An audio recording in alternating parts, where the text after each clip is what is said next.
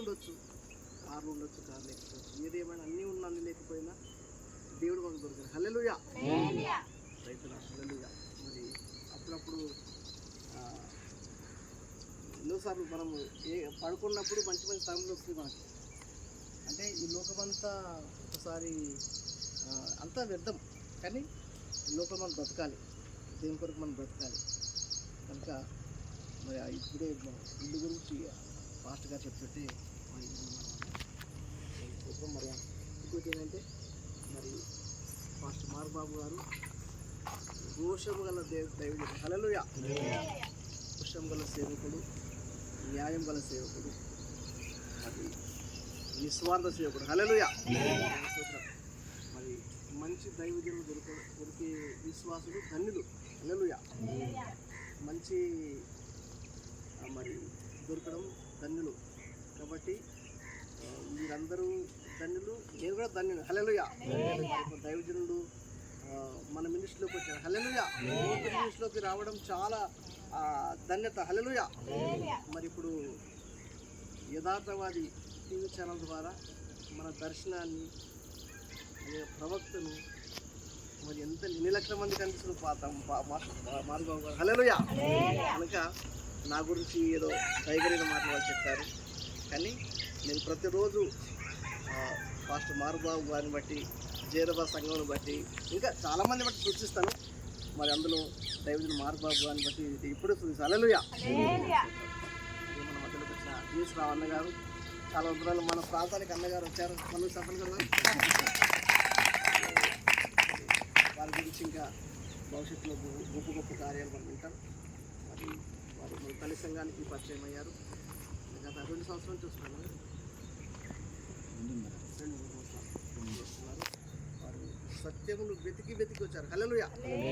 దైవజన్ని వెతికి వచ్చారు వాళ్ళు. అంటే వాళ్ళు ఆషామాషిగా రాలేదు, వాళ్ళు వాళ్ళన్నీ చూసి సత్యమైన లోతుగా బహు దూరంగా ఉన్నదంటారు కదా, అన్న వెతికి వారి సత్యమైన ఇద్దరు ప్రార్థన పనులు, ధన్యులు, హల్లెలూయా.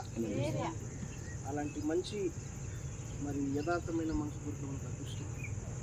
తమ్ముడు నరేష్ని బట్టి కూడా వందనాలు, హల్లెలూయా.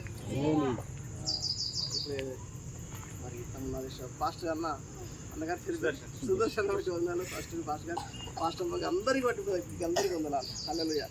మరి నేను కన్నుమని నీళ్ళు ఎత్తేసాడు చేశాడు పాస్టర్ గారు. అట్లా నీదాలి, ఇప్పుడు ఎట్లా ఈదాలి, ఆయన నేర్పించాలి, ఈత నేర్పించాలి.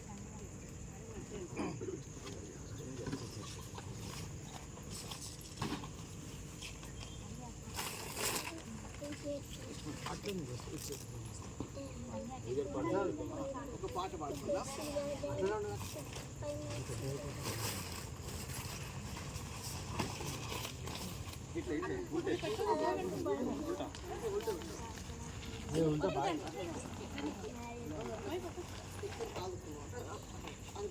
ఎజ్రా కూడా వస్తున్నాడు, తర్వాత మమ్మీ డాడీ కూడా వస్తున్నారు.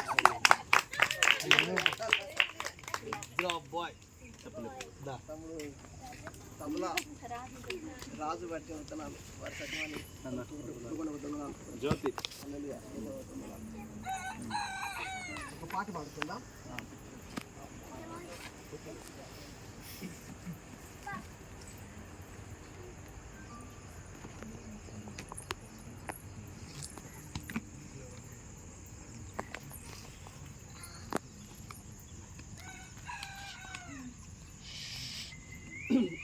నిన్ను సేవించదనని అనే పాట పాడుకుందాం.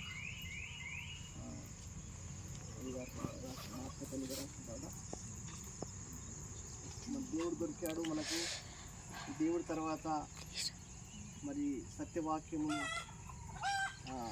కష్టపడి శ్రమపడి రాత్రింబవళ్ళు బైబిల్ గ్రంథమును 150 సార్లు చదివి, భక్తుల పుస్తకాలు చదివి మరి సత్య మార్గంలో నడిపించి దైవజనులు దొరికారు. ఉత్తరయ్య గారి పట్ల వందనాలు, హల్లెలూయా.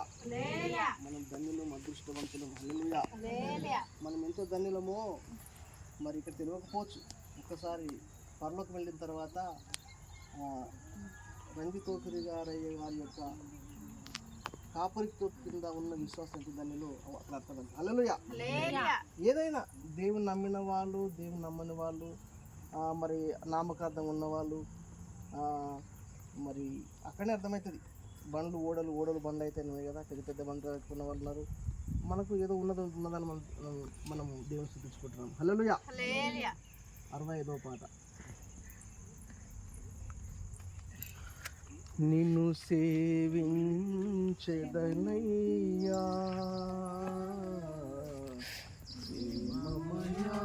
యేసయ్యా, నిన్ను సేవించెదనయ్యా ప్రేమమయా యేసయ్యా, ఇంతవరకు నన్ను కాచిన విభుడా, ఇంతవరకు నన్ను కాచిన విభుడా, పాపరహితుడా పతితులహితుడా, పాపరహితుడా పతితులహితుడా, నిన్ను సేవించెదనయ్యా ప్రేమమయా యేసయ్యా, నిన్ను సేవించెదనయ్యా ప్రేమమయా యేసయ్యా, నీ శరణుండిన వారెవ్వరును అపరాధులుగా ఎంచబడరని, నీ శరణుండిన వారెవ్వరును అపరాధులుగా ఎంచబడరని, ఎరిగితినయ్యా కరుణా నిలయా, ఎరిగితినయ్యా కరుణా నిలయా, శరణని వేడిని నెనరును నమ్ముచు, శరణని వేడిని నెనరును నమ్ముచు, నిన్ను సేవించెదనయ్యా ప్రేమమయా యేసయ్యా, నిన్ను సేవించెదనయ్యా ప్రేమమయా యేసయ్యా,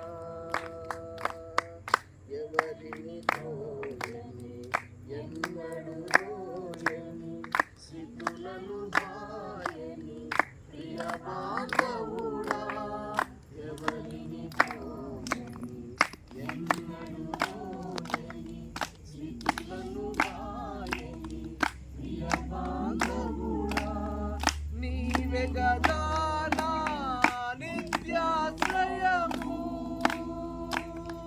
నీవే గదా నా నిత్యాశ్రయము, నీవే ప్రభో నా ఇహ పర భాగ్యము, నీవే ప్రభో నా ఇహ పర భాగ్యము, నిన్ను సేవించెదనయ్యా ప్రేమమయా యేసయ్యా, నిన్ను సేవించెదనయ్యా ప్రేమమయా యేసయ్యా,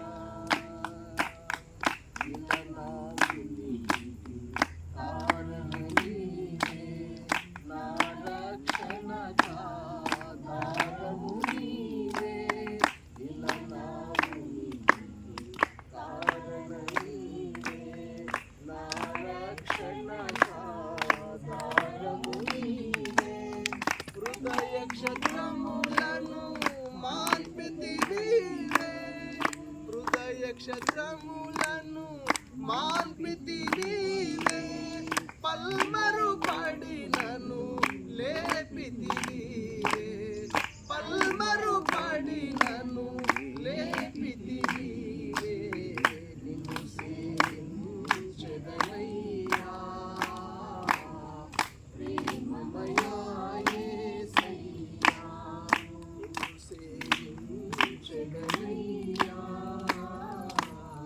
ప్రేమమయా యేసయ్యా, ఇంతవరకు నన్ను కాచిన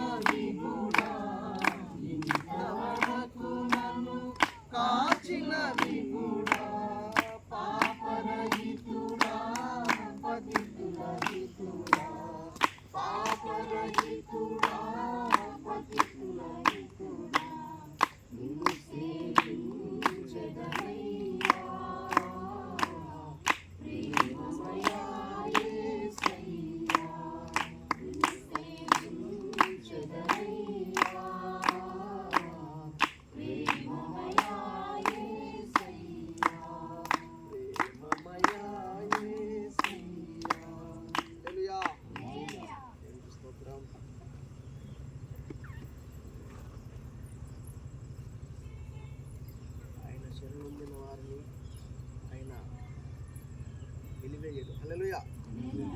దేవుని స్తోత్రం. మనం ఎప్పటికప్పుడు దేవుని పాదాలు మనం పట్టుకోవాలి. దేవుని స్తోత్రం. హల్లెలూయా.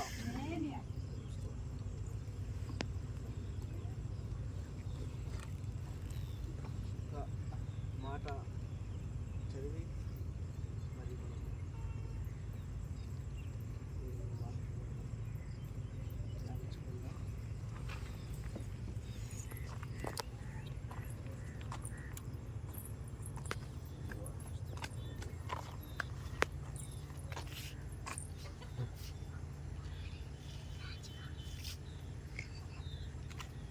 అపోస్తల కార్యము 2వ అధ్యాయము 37వ వచనం.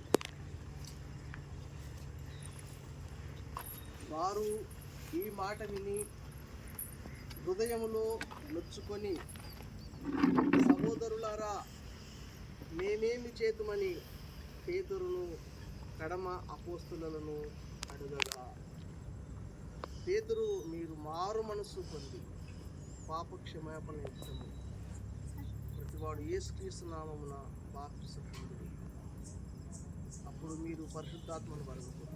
దేవుడి వాక్యమును మన వినికిడిలో ఆశ్రయించగాక. చిన్న మాట ప్రారంభిస్తాం. స్తోత్రం దేవా, యేసయ్య గొప్ప దేవుడా, వందనాలు తండ్రి ప్రభా. ఈ మాటలు అనేక సార్లు చదువుతున్నాం తండ్రి ప్రభా, ఇప్పుడు కూడా మనం చదువుకుంటున్నాం తండ్రి ప్రభా. అయ్యా మరి నాయన తండ్రి నాయన ఈ మాటలు జీవకమైన మాటలు, మమ్మల్ని బ్రతికించే మాటలు అయ్యా తండ్రి, మీరే కృప చూపండి. అడిగి ప్రభు నాయన మా అందరితో నాతో అందరితో పలు మాటలు ప్రార్థించుకుంటున్నాం. దేవుని నామానికి మేము కలుగుగాక. మరి ఈ మాటలు పేతురు భక్తుడు 120 మంది, ఇంచుమించు 120 మంది మరి మేడగదిలో మరి యేసయ్య ఆరోహణమై వెళ్ళిపోయిన తర్వాత పరిశుద్ధాత్మ కొరకు కనిపెట్టుకుని అనే మాట ప్రభువు చెప్పాడు. ఆదరణకర్తను కొరకు కనిపెట్టుకుని ప్రభువు చెప్పాడు. అప్పుడు మరి ప్రభు ఆరోహణమైన తర్వాత పరిశుద్ధాత్మాభిషేకం కొరకు, ఆదరణకర్త కొరకు ఇంచుమించు 120 మంది మేడగదిలో ప్రార్థించారు. హల్లెలూయా. తర్వాత మరి మేడగదిలో పరిశుద్ధాత్మ దేవుడు దిగివచ్చాడు. హల్లెలూయా. 10వ దినం దిగివచ్చాడు. అప్పుడు వాళ్ళు అన్య భాషలతో మాట్లాడుతున్నారు. మరి అన్య భాషలతో మాట్లాడుతున్నప్పుడు అక్కడ మరి ఆ యెరూషలేము చుట్టుముట్టు ప్రాంతాల ప్రజలు వాళ్ళని చూడడానికి వచ్చారు. హల్లెలూయా. వచ్చినప్పుడు మరి వాళ్ళు ఏంటి, వీళ్ళు కొత్త భాషలో మాట్లాడుతున్నారు, మనకు తెలిసిన భాషలో మాట్లాడుతూ రకరకాలుగా వీళ్ళు తాగారా, మరి మందు కొట్టారా, ఏం తాగారు ఇంత పొద్దున, మరి వీళ్ళు తాగారా అని రకరకాలుగా మనుషులు అనుకుంటున్నారు. అయితే అప్పుడు పేతురు భక్తుడు అక్కడ లేచి నిలబడి ప్రసంగించాడు. హల్లెలూయా. ఇక్కడ మనం చదువుకున్నవలసిన మాట ఏంటంటే, వారు ఈ మాట విని హృదయములో నొచ్చుకొని, సహోదరులారా మేమేమి చేద్దామని పేతురును కడమ అపోస్తలులను అడగగా. మనకి ఇది ఒకటే మాట మనం ధ్యానిస్తున్నాం. దేవుని బిడ్డలారా, ఇక్కడ మనమందరము పూర్వము దేవునికి శత్రువులం. పూర్వము దేవునికి శత్రువులం. ఎందుకంటే లోకంలో పుట్టాము, లోకం బ్రతుకుతున్నాము, పాపంలో పుట్టాము, పాపం బ్రతుకుతున్నాము. మనమందరము చీకటిమయమై ఉన్న వాళ్ళము, ఒకప్పుడు దేవునికి వ్యతిరేకులము. అయితే ఇక్కడ ఉన్న వాళ్ళు కూడా, వాళ్ళందరూ లోకంలో వాళ్ళు ఎవరు, వాళ్ళందరూ ఎవరు, దేవునికి శత్రువులే. దేవుని బిడ్డలు ఉండకూడదు, మనుషులు దేవుని సువార్త చెప్పే వాళ్ళు ఉండకూడదు, వాళ్ళు చంపేయాలి అని ఈనాడు ఆనాడు ఎప్పటికీ మరి జరుగుతూనే ఉంది. అయితే ఇక్కడ ఏమైందంటే, పేతురు భక్తులు పరిశుద్ధాత్మ ఆవేశం చేత దేవుని మాటలు చెప్పాడు అక్కడ. హల్లెలూయా. అయితే అక్కడ పేతురు భక్తులు ఏదేదో చెప్పారు, కానీ శిలువ యజ్ఞం గురించి మరి ఇంకేదో చెప్పారు పేతురు భక్తుడు. అయితే ఇక్కడ వారు చాలామంది వచ్చారు. అక్కడ కేవలము యూదులు మాత్రం కాదు, ఇంకా రకరకాల మనుషులు వచ్చారు. అసలు యూదులైనా సరే ఎవరైనా సరే వీళ్ళు ఏం చేశారు, వీళ్ళు అసలు యేసు భక్తులు ఇక్కడ ఉండకూడదు, యేసయ్య భక్తులు ఉండకూడదు. యేసయ్యను ప్రకటించేందుకే కదా భక్తులు సిలువేశారు. యేసయ్యను భక్తులు యేసు బ్రహ్మని మీరు నజరేయుడని ఎందుకు ప్రకటిస్తున్నారని యేసయ్యనే మరి నేను దేవుని కుమారుడు అన్నందుకే కదా యేసయ్యని సిలువేశారు. మరి యేసయ్య భక్తులను కూడా సిలువేశారు కదా. అయితే ఇక్కడ అందరు శత్రువులు. ఒక రకంగా చెప్పాలంటే దేవునికి శత్రువులు, ఒక మాట చెప్పాలంటే దేవునికి వీళ్ళు శత్రువులు. అయితే ఇక్కడ ఏంటంటే సహోదరులారా మేమేం చేయాలి? సహోదరులారా ఈ మాట మనం గమనించాలి. మేమేం చేయాలి అంటే రక్షణ పొందడానికి మేమేం చేయాలని అడిగారు. దేని కొరకు అడిగారు చెప్పండి? యేసయ్య నమ్ముకోవడానికి, రక్షణ పొందుకోవడానికి మేమేం చేయాలని అడిగారు. ఇప్పుడు ఇదే మాట పరిశుద్ధాత్మ దేవుడు మనల్ని అడుగుతున్నాడు. ఇదే మాట అంటే ఇదే వాయిస్ మన నుంచి రావాలి. హల్లెలూయా. మనం ఇప్పుడు రక్షింపడ్డాం, మనం రక్షింపడ్డాం లేదా? ఇక్కడ అందరూ దాదాపు అందరూ యేసయ్య నమ్ముకున్న వాళ్ళే, అందరూ చర్చికి వెళ్ళిన వాళ్ళే, బాప్తిసం తీసుకున్న వాళ్ళే. కానీ ఈ మాట కూడా మన నోటి నుంచి రావాలి. నేనేం చేయాలి ప్రభువా, నేనేం చేయాలి ప్రభువా? ప్రతి ఒక్క విశ్వాసి దేవుని అడగాలి, ప్రభువా నేనేం చేయాలి అంటే. ఎందుకు అంటే ఏం చేయాలంటే నేనేం చేస్తే మంచి కార్యం జరుగుతుంది. హల్లెలూయా. సంఘంలో నేనేం చేస్తే నా ద్వారా మంచి కార్యం జరుగుతుంది. నేనేం చేయాలి? మన సంఘంలో ఒక సమస్య ఉందా, ఈ సమస్య కొరకు నేను ఎట్లా ఉపయోగపడగలను? మన ఊర్లో ఒక సమస్య ఉందా, ఈ సమస్య పోవడానికి నేను ఎట్లా ఉపయోగపడగలను అంటే ఇక్కడ మారు మనసు గురించి ఉంది. ప్రతి దినము మారు మనసు కావాలి మనకు. అంతటా అందరూ మారు మనసు పొందాలని బైబిల్లో ఉంది. అంతటా అందరూ, అందరంటే ఇప్పుడు ఎవరు? అందరంటే అందరు వస్తారు. అలా పాస్టర్లు వస్తారు, బిషప్లు వస్తారు, డిఎస్లు వస్తారు, సువార్థికులు వస్తారు, అభిషేకులు వస్తారు, అపోస్తులు వస్తారు, ప్రవక్తలందరూ. అంటే మనము చనిపోయే వారి దాకా మారు మనసు పొందుతూనే ఉండాలి. హల్లెలూయా. అంటే రక్షణార్థమైన మారు మనసు వేరే, జీవార్థమైన మారు మనసు వేరే. అయితే మనం మన రక్షణను కొనసాగించుకోవడానికి మారు మనసు కావాలి. అయితే ఇక్కడ ఏంటంటే ఈ మారు మనసు ఏంటంటే, అయ్యలారా నేనేం చేయాలని అన్నాడు. బాప్తిసం తీసుకోవడం కొరకు పేతురుని అడిగారు. హల్లెలూయా. ఈనాడు నువ్వు ఒక స్త్రీవు కావచ్చు, ఒక పురుషుడు కావచ్చు, ఒక భర్తవు కావచ్చు, ఒక భార్య కావచ్చు, సంఘంలో నువ్వు సభ్యుని కావచ్చు, సీనియర్ మెంబర్ కావచ్చు, కొత్తగా ప్రభువుని నమ్ముకోవచ్చు, నువ్వు చిన్నపిల్లోడు కావచ్చు, నువ్వు పెద్దవాళ్ళు, వృద్ధులు కావచ్చు, యువనసులు కావచ్చు, నువ్వు చదువుకోవచ్చు, నువ్వు చదువుకోకపోవచ్చు. భార్య భర్తల మధ్యలో కూడా సమస్య వచ్చింది అనుకోండి, గొడవ వచ్చింది అనుకోండి, అరే నేను ఇప్పుడు ఏం చేస్తే నా భర్తను సమాధానపడతాను, నేనేం మాట్లాడితే నా భార్యను సమాధానపడతాను, నేను ఎట్లా ప్రవర్తిస్తే అరే మేము ఇద్దరు అన్నినంగా ఉంటాం, నేనేం మాట్లాడితే నా సంఘంలో నా దైవజనునికి నేను ఇష్టడిని అవుతాను, దైవజనుడు నాతోనేమవుతుంది, నీతోనేమవుతుంది, నీతో నయ్యే పని ఏంటి? అసలు అక్కడ వాళ్ళతో నయ్యే పని ఏంటంటే మారు మనసు పొందకుండా వాళ్ళు సిద్ధపడ్డారు. హల్లెలూయా. ఇప్పుడు మనము తప్పుకుంటా మన ద్వారా, నీ ద్వారా తప్పు కూడా దేవుడు ప్రతి ఒక్కరికి ఒక పని తప్పు కూడా దేవుడు ఇస్తాడు. నీ చేతికి వచ్చిన ఏ పైన అయినా శక్తి లోపం లేకుండా చేయనుంది కదా. కాబట్టి సంఘంలో ఎన్నో కార్యాలు జరుగుతుంటాయి. సువార్త కొరకు, మన దర్శనం కొరకు, మన ప్రాణులకు, మన చిన్న వాళ్ళం కావచ్చు. అబ్బా మన దగ్గర డబ్బు లేకపోవచ్చు, ఉన్న డబ్బే చాలు. మోసే చేతిలో ఏముంది? కర్ర ఉంది.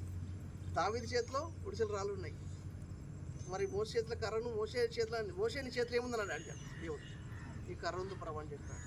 కర్రని దేవుడు వాడు. హల్లెలూయా. తెలిసిన విషయాలు ఇవన్నీ, తెలియ విషయాలు కాబట్టి చెప్తున్నాను. అయితే ఎప్పటికప్పుడు మనం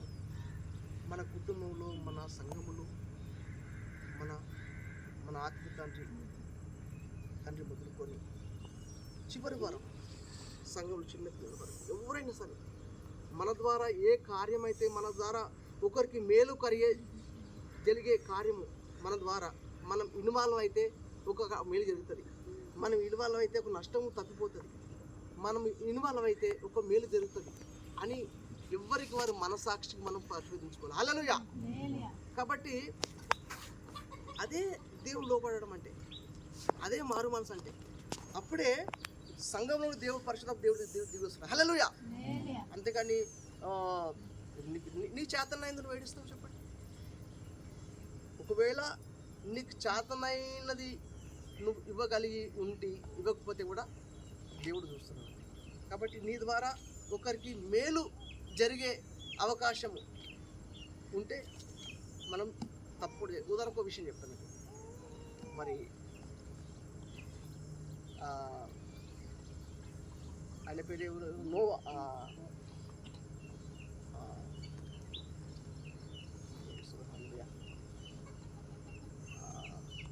సముద్రంలో యోనా. హల్లెలూయా. యోనా భక్తునికి దేవుడు నినెవె పట్టణానికి వెళ్ళమని చెప్పాడు. ఈ స్టోరీ చెప్తాను మనకు. నినెవె పట్టణానికి వెళ్ళమని చెప్పాడు. మరి యోనా ఎక్కడికి వెళ్తున్నాడు? తర్షీషుకి. అంటే దేవుడు చెప్పిన మాట వ్యతిరేకంగా వెళ్తున్నాడు. వ్యతిరేకంగా వెళ్తుండగా ఓడలు పడుకున్నాడు, ఇక్కడ అడుగులో పడుకున్నాడు. దేవుని కోపం వచ్చేసింది, తుఫాను వచ్చేసింది. ఏమైంది? తుఫాను వచ్చేసింది. కాబట్టి అందరూ మనుషులు అరుస్తున్నారు, వారి వారి దేవతలు ముక్కుతున్నారు. లాస్ట్కి ఇంకా ఎవరైనా ఉన్నారా ఇక్కడ అని చూస్తే యోనా అడుగులో పడుకుంటున్నాడు. ఆయన ఎక్కడికి వెళ్తున్నాడు? దేవునికి వ్యతిరేకమైన ప్రాంతానికి వెళ్తున్నాడు. అప్పుడు అందరూ చూశారు, ఓ నిద్రపోతా, నీకేం వచ్చినది, లేచి నీ దేవుని ప్రార్థించు అని అందరూ. అప్పుడు యోనాకు అర్థమైపోయింది, ఇది నా ద్వారానే, ఇది ఎక్కడ నా ద్వారానే వచ్చింది, నా ద్వారా నీ ప్రమాదం వచ్చింది అని యోనా ఎంత యథార్థవంతుడు భక్తుడు, నన్ను సముద్రం ఎత్తేయమని చెప్పేశాడు. ఎంత గొప్ప త్యాగం అది, చాలా గొప్ప త్యాగం అది. అవును ప్రభు, నా ద్వారా తప్పు జరిగింది, కనీసం మిగతా వాళ్ళందరూ క్షేమంగా ఉండాలి అంటే అక్కడ యోనా ఇప్పుడు నేను ఇప్పుడు ఈ ప్రమాదం ఆగిపోవాలంటే నేను చేయాలి అని యోనా తనకు తాను ప్రశ్న వేసుకున్నాడు. మరి యోనకు సముద్రంలో ఎత్తేస్తే శాప తిమిలే మింగుతుంది ఒడ్డు కోసం తెలుసా? ఏం తెలియదు. యోన తను అప్పగించుకున్నాడు, అలా నీళ్ళలో వేసేసారు సముద్రం, శాపం లేదు, యోన తిమిలే మింగింది, గడ్డ పెట్టారు. అది వేరే సంగతి. అయితే ఇక్కడ ఏంటంటే ఎప్పటికప్పుడే మన ద్వారా సంఘానికి ఏమైనా కీడు జరుగుతుందా, నష్టం జరుగుతుందా, ఎప్పటికప్పుడు మనం మారుమనసు ఉండాలి. మన ద్వారా ఎక్కువ నష్టం కాకుండా మనమే నష్టపోవాలి. హల్లెలూయా. దేవుని స్తోత్రం. అలాంటి మనసు దేవుడు మనకు అందరికీ ఇచ్చినాక దేవుడు మాట్లాడుతుంది.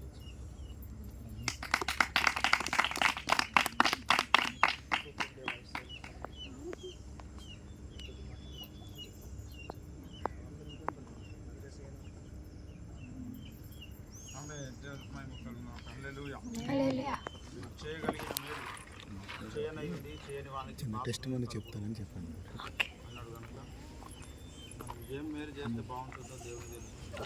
తర్వాత మన మనసాక్షి టెస్ట్ మనీ ఏమన్నా ఒక 2 minutes సరే రండి ప్లీజ్. పర్లేదా? టైం ఉంటుందా? టైం ఉందా?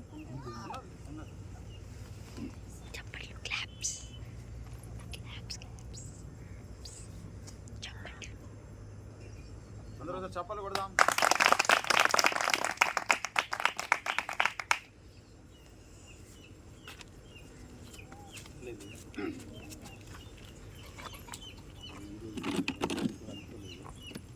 ఆదివారం దేవుని సన్నిధిలో ఉండాలి, నిజాంపేటలో ఉండాలి. లక్ష్మీ గారు మేము ఒక పని మీద వచ్చాము, కానీ బాత్తోనే దేవుని గురించి చెప్పుకుంటూ కారులో రావడం వచ్చిన తర్వాత కళ్ళ కోసం తీసుకొస్తాం. మీ అందరినీ చూసిన తర్వాత చిన్న ప్రేరేపణ కలిగింది. ఎందుకు నా గురించి కూడా చెప్పారు కాబట్టి నేను దేవుళ్ళలోకి ఎట్లా వచ్చాను 2-3 నిమిషాల్లో చెప్పేస్తాను. నా పేరు శ్రీనివాసరావు, నా భార్య పేరు శ్రీదేవి. మేమందరం కూడా అన్నిటికి సంబంధించిన ఒకే దేవుడికి సంబంధించిన అన్నిలో అనుకున్నటువంటిగా అన్ని నామాలు. మా తాతయ్య గారి పేరు వెంకన్న, అమ్మమ్మ పేరు మంగమ్మ, మా నాన్నగారి పేరు నరసింహమూర్తి, మా అన్నదమ్ములందరి పేర్లు కూడా విజయలక్ష్మి అవి అన్నీ కూడా ఉన్నాయి. అయితే 2013లో నేను గవర్నమెంట్లో జాబ్ చేసేవాడిని. మంచి హోదాలోనే ఉన్నాను. అయినప్పటికీ కూడా నాకు ఒక అధైర్యము ఉండి నీవు 90 రోజుల్లో చనిపోతావని లోపల ఎవరో మాట్లాడుతున్నట్టు ఉండేది. అది నా విషయం. నా భార్యకు వచ్చి మెడ నొప్పి, షోల్డర్స్ నొప్పి, మోకాళ్ళు నొప్పి, అరికాళ్ళు నొప్పి, అప్పుడప్పుడు కూడా ఈ కాళ్ళలో ఉన్న బోన్స్లో ఒక క్యాన్సర్ వ్యాధి వస్తున్నట్టుగా ఒక ఇదన్నమాట అనిపిస్తుంది. తర్వాత పిల్లలకి భోజనం పొద్దున్నే తయారు చేసి క్యారేజీలు కట్టాలంటే బెడ్రూమ్లో లేచిన తర్వాత మంచం నుంచి కిందకి కాలు పెట్టాలంటే ఒక 5 to 10 minutes పట్టేదన్నమాట. కాళ్ళు కింద నొప్పులు అన్నమాట. అందుకని టైం అయిపోతుందని మంచం నుంచి దిగి పాక్కుంటూ కిచెన్లోకి వెళ్ళి వంట చేసి పెట్టడం జరిగేది. అది భార్య సంగతి. సో మా పెద్దవాడు అమెరికా వెళ్ళాడు. అక్కడ వాళ్ళ రూమ్మేట్స్తో గొడవలు, తర్వాత రాత్రుల ఎవరో ఒకరు వచ్చి గుండెని నొక్కేస్తుంటే వాళ్ళకి మనకి టైం ఎగ్జాక్ట్గా వాళ్ళకి రాత్రి అయితే మనకి పగలవుతుంది. 1 గంటకు ఫోన్ చేసి నన్ను ఎవరో నొక్కేస్తున్నారు ఏంటనంటే మాకు తెలిసేది కాదు. ఏదో నిద్రలో సైకలాజికల్ ఎఫెక్ట్ అనుకునేవాళ్ళు. తర్వాత చిన్న అబ్బాయి ఏంటంటే రాత్రి 12, 11:30, 12కి వెళ్ళిపోయి మార్నింగ్ 3:30, 4 కల్లా అనిపిస్తుంది. అయితే ఆయన చేసేది ఏంటంటే గంజాయి సప్లై చేస్తుంది. గంజాయి తెలుసు కదా, గంజాయి చేస్తూ ఉంటే అంటే ఇప్పుడు హైదరాబాద్లో ఏం చేస్తారంటే పార్కులో రాయిలు ఉంటాయి అన్నమాట. ఇటువంటి రాయిలు, ఆ రాయిల కింద పెట్టి వెళ్ళిపోతారు. కోడేదని ఇస్తే వేరే వాళ్ళు వచ్చి పికప్ చేసి వెళ్ళిపోతారు. అయితే ఈ సందర్భంలో ఏంటంటే ఆయన కూడా ఒక పొట్లం తీసుకోవడం, ఫేస్ అంతా కళ్ళని లోపలికి వెళ్ళిపోయి ఫేస్ అంతా కూడా ఒక డెవిలిష్ లాగా అయిపోయింది.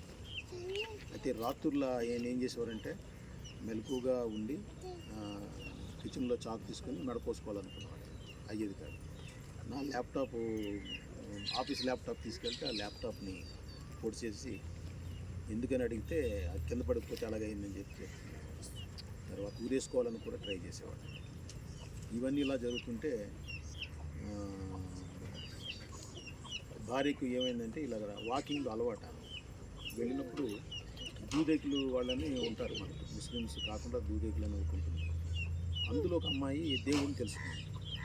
అయితే నేను ఎంతో కాలం బ్రతకను, నేను ఈ లోపల అంటే ఎక్కువ చెప్పకూడదు కాబట్టి తొందరగా కాదు. ఈ లోపల మేము వెంకటేశ్వర భక్తుల దగ్గరికి వెళ్ళాము, వేరే భక్తులకి వెళ్ళాము. వాళ్ళందరికీ రెమెడీస్ కోసం డబ్బులు ఇచ్చేవాళ్ళం. వాళ్ళు ఏవి చెప్పేవారు. 1-2 వారాలు బాగుండేది. తర్వాత నాందేడు కూడా ఒకసారి వెళ్ళాము. అక్కడ ఒక ఆయన కట్టులు అది వేస్తానంటే వెళ్ళాం, కానీ అది కూడా ఏం అయింది. అయితే ఇలా జరుగుతూ ఉన్నప్పుడు ఆమె ఏం చెప్పారు, నీకు ఇవన్నీ అయిపోయినాయి కదా, నేను ఒకరు ఉన్నారు పాస్టర్ గారు, మరి మేము క్రిస్టియన్స్ అంటే చాలా ద్వేషం అనమాట. అది చెప్పాల్సిన విషయం. ఎంత ద్వేషం అంటే మా సొంత కజిన్ స్కూల్లో ప్యాంప్లెట్ ఇస్తే hospital pamphlet next day morning వెళ్ళి ఉద్యోగం పీకిచ్చేసాను. ఆమె వెళ్ళిపోయింది, కానీ ఆమె నా కోసం ప్రార్థన చేసింది బాగా. అది మన గొప్పతనం. ఇప్పుడు అయ్యగారు, మన లక్ష్మణ్ అయ్య గారు కూడా చెప్పారు కదా, ముందు మనం సమర్పించుకోవాలని చెప్పి యోనాన్ని చెప్పి. అలాగే వాళ్ళ నాన్నగారు అందరూ కూడా నేను మారాలని ప్రార్థన చేశారు తప్ప నాకు శిక్షపడదు. నేను చేసింది ఏంటి, ఉద్యోగం తీసిచ్చేసాను. అలా జరిగింది. అయితే ఆమె ఇంత వ్యతిరేకంగా ఉన్నారు కాబట్టి మీరు వినకపోవచ్చు, కానీ వాళ్ళు ఏమి మతం మారమని అనరు. మీకు మంచి విషయం చెప్తానని చెప్తే పాస్టర్ గారు రావడము, వచ్చిన నేను లేకుండా ఆవిడ పిలిచారు, నేనంటే గొడవ పెడతానని. ఒక గ్లాసులో నీళ్ళు తీసుకుని ప్రార్థన చేసి ఈ నీళ్ళని కొద్దిగా రూమ్లో అటు ఇటు చల్లి మీరు ఉండండి అంటే నమ్మకం కోసం ఏదో ఒకటి భౌతికంగా ఏదో ఒకటి ఉంటే ఇప్పుడు వస్త్రపు వంచి పట్టుకోవాల్సి వచ్చింది భౌతికంగా, అలా భౌతికంగా ఏదో ఒకటి ఉండాలన్నమాట, లేకపోతే నమ్మకం రాదు కదా. అందుకని నీళ్ళు ప్రార్థన చేసి అవన్నీ చల్లమంటే నేనేం చేసామనంటే 9:30 10 కల్లా నేను బాత్రూంలోకి వెళ్తే మార్నింగ్ 5 గంటలకు బయటకు వచ్చేవాడిని. యూరోపియన్ టైప్ ఇలాగే ఉంటుంది కదా కూర్చోడానికి. నేను పైకి లేవాలనంటే ఈ కాళ్ళు పట్టుకుని ఎవరో గట్టిగా గుంజేసినట్టు ఉండేది అనమాట, పైకి లేవలేకపోయామండి ఇట్లా. సో మార్నింగ్ వచ్చేటప్పటికి తర్వాత భార్యతో అంటుండేవారు, ఎంతకాలం కూర్చుంటారు లోపల అదే నేను అంటూ ఉండేవారు, కోపడుతుండేవాడు. ఈ పరంపరలో చాలామంది నేనేదో గిట్టులు వేసుకుని చేసిన డబ్బులు కూడా 40 లక్షల దాకా ఫ్రెండ్స్కి ఇచ్చేసాను. తీసుకున్నప్పుడు అలా ఎలాగిచ్చానో తెలియదు. ఇచ్చేటప్పుడు నేను తప్పు చేస్తానని నాకు తెలుసు. ఒక ఆత్మ చెప్తుండేది, ఒక ఆత్మ నెట్టేస్తుండేది, ఇవ్వు అన్నట్టుగా ఇచ్చేసి. ఇచ్చిన తర్వాత వాళ్ళందరూ కూడా వ్యతిరేకులు అయిపోయారు. నేను ఈ విధంగా ఎదైపోయాను. మొత్తం ఫ్యామిలీ అంతా కూడా ఒక మరణ స్థాయికి వచ్చేసారు. వచ్చేస్తే ఈ పాస్టరమ్మ గారు వచ్చిన తర్వాత ఆ రోజు నేను మార్నింగ్ రాత్రి వెళ్ళినప్పుడు మార్నింగ్ లేచేవాడిని కదా, ఆ రోజు ఎందుకో నాకు నెమ్మది అనిపించింది ఆ రోజు చేసిన రోజు. తర్వాత ఈమెకు కూడా నెమ్మది అనిపించింది. అయినప్పటికీ కూడా ఈ అదురు గట్ట పోయేది కాదు. ఇంకా ఆత్మహత్య చేసుకోవాలనేసి అపార్ట్మెంట్ పైకి వెళ్ళి టాప్కి వెళ్ళి కింద పడిపోతే నేను కరెక్ట్గా చచ్చిపోతానా లేదా, ఏ విధంగా పడుకోవాలి, తల కింద గిట్టు పడవాలా లేకపోతే కాళ్ళతో దూకాలా ఇలాంటి ఆలోచన చేసుకుంటూ ఉండేవారు. అయితే మేము 3వ ఫ్లోర్ ఉండేవాళ్ళు. 3వ ఫ్లోర్ నుంచి కింద పడితే ఎవరు అడ్డురారు, కాళ్ళు చేతులు ఇరిగితే మళ్ళీ బతికితే కష్టం అని చెప్పి కొన్ని సరే ట్రైన్ కింద పడిపోదామని చెప్పి మలక్పేటలో ట్రైన్ ఉంటుంది, నైట్ 12 గంటలు నడిచి వెళ్ళిపోయి వేసుకున్నాను. అసలు ఇవాళ చనిపోతున్నాను కదా అని చెప్పి ఏమన్నారంటే, నేను అందరినీ పూజించాను, నన్ను ఏ దేవుడు రక్షించడా. సాడే గర్ల్స్ స్కూల్లో 3 సంవత్సరాలు చదవడం జరిగింది. అందులో దేవుడి గురించి చెప్తుంటారు, వాక్యం ఉంటుంది, పాటలు ఉంటాయని. అన్నీ ఫస్ట్ ఆంజనేయుడి గురించి వెంకటేశ్వర అంతా ప్రార్థించిన తర్వాత అల్లా అనుకుని లాస్ట్లో ప్రిఫరెన్స్ ఏసై అంటుంటారు అనమాట. సో అల్లా మన దగ్గరికి వెళ్ళలేదు, వీళ్ళందరి దగ్గరికి వెళ్ళాము. ఏసయ్యా నువ్వే నా పిల్లల్ని నా భర్తని చూసుకోండి, నేను ఈరోజు చచ్చిపోతాను. వెంటనే అలాగనేసి ఈ రిమోట్ పెట్టి ఇలా నొక్కారు. నొక్కితే వెంటనే ఒక పాస్టర్ గారు, మరి అనిపించవచ్చు దేవుడి వాక్యం ఎలాగే నిలిపిస్తుంది మనకి, చెల్లమ్మ ఈ రాత్రి నువ్వు చనిపోవాలనుకుంటున్నావు,